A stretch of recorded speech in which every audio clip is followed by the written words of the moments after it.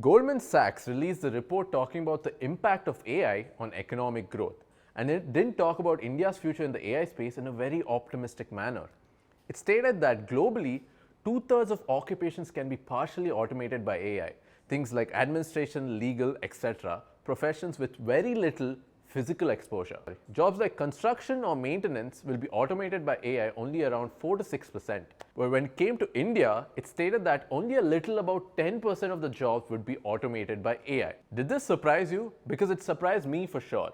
Because when I turn on the news, this is all I've been seeing. CBSE is introducing AI into the curriculum of classes 6 and 8. The Supreme Court of India is using AI tools to translate oral proceedings. Another judge used ChatGPT to get views on a bail plea of someone accused of murder. Finance Minister Nirmala Sitharaman said at the Union Budget in 2019 that the government would offer skill-based training in AI, big data, robotics for 10 million Indian youths. The Ministry of Defence and DRDO have already set up AI centers for excellence at multiple facilities for research, development, and for the use of AI in the Indian Army.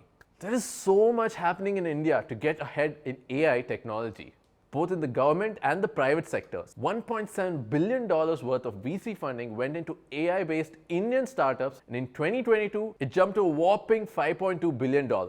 India ranks 5th in the countries with most AI investments. This shift is already happening and it's happening very fast. India is out there with all the developed nations of the world competing in the race for AI supremacy, and in only 5 years, you will be living in a completely different nation. What is the Goldman Sachs report talking about then? We'll get back to it at the end.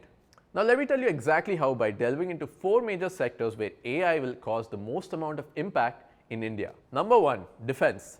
In 2019, Prime Minister Narendra Modi announced that by 2024, there will be 25 AI-based products operational in the Indian Army.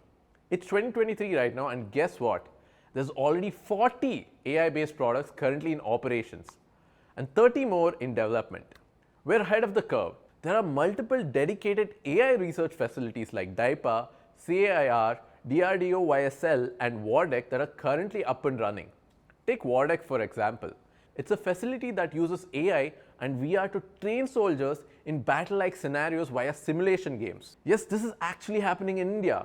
Moreover, the Indian defense is already using AI-powered tech in facial recognition, language translation, remotely operated weapon stations, robot mine detectors, and intrusion detection systems. We've actually done a deep dive video on how AI is being integrated into the Indian defense system and how you as an engineer can get a job building defense tech. So if this domain interests you, you should definitely go check it out right here.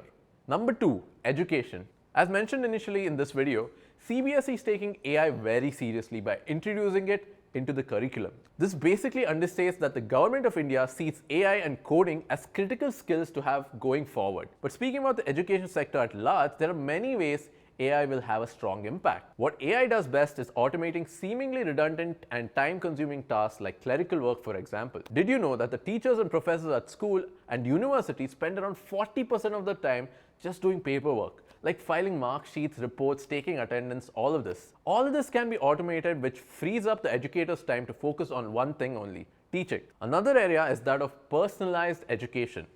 An AI tool can track a student's learning process and alert well in advance if the student has some kind of learning disability like dyslexia and alert the teacher. The teacher can then make a personalized roadmap for such students with the help of AI tools and progress much faster. Think of AI as a medium in between the teacher and the student. In this case, the teacher has an AI assistant that enables them to do their job better. The pandemic has already enabled classrooms to go from physical to digital. And in digital learning, students access their materials via a learning management system or an LMS. According to Business Today, 47% of the LMS platforms are expected to be AI enabled, meaning better feedback, access to content for students, and better time management for teachers. The current traditional teaching methodology, which is one size fits all, will be disrupted and every student will get a personalized education powered by AI according to their needs and pace. Number 3, agriculture. Now remember the Goldman Sachs report talking about how only 10% of the jobs in India will be automated by AI? One of the reasons why they put it across like this is because the report assumes that AI will not impact agricultural sectors in developing nations. What an assumption to make. India has around 45% of its workforce in agriculture. Despite the impact of the COVID pandemic in the last 2 years, agriculture sector experienced 3.4% growth in 2021.